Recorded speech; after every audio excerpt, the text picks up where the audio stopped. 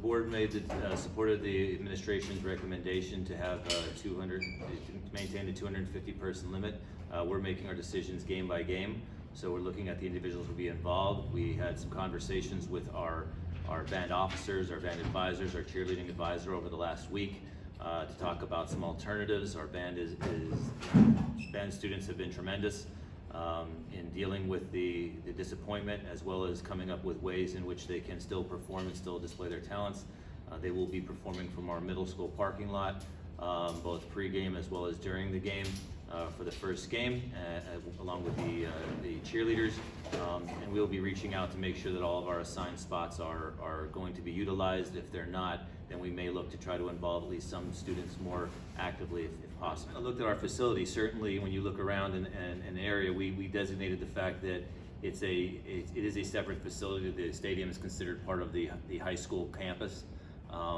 It is probably a quarter of a mile away from the actual, it's right next to our tennis court, which certainly no one would argue that a tennis court is the same facility as the basketball or the football stadium, unless it was actually inside of it. So we feel as though we're not, there's different entrances and egresses for the people that will be using the areas, so we feel as though we're meeting those mandates, and also trying to make sure that we have things as safe as we possibly can for our student participants. The most difficult to try to come together to come to a solution.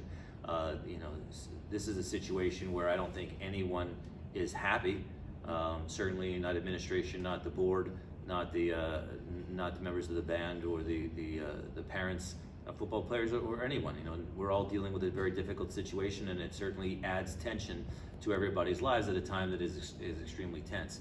So it's our hope is that this is something that is at least satisfactory for now, and something that we can build off of to try to make it better. To be safe. If students are sick and they're not coming to school, they're missing the most important part of school, which is their academic education and their preparation for what comes after high school. So we want them to be healthy. We want them to be able to get the education that they need, and allow them to go on to great things in the future. So we're hopeful that a lot of the mitigation efforts that we're putting in place are having a positive effect and allowing us to stay in school as long as we possibly can. The longer we stay in school, the longer we can stay on the athletic courts and on the in the stadiums and in the all aspects of the school experience.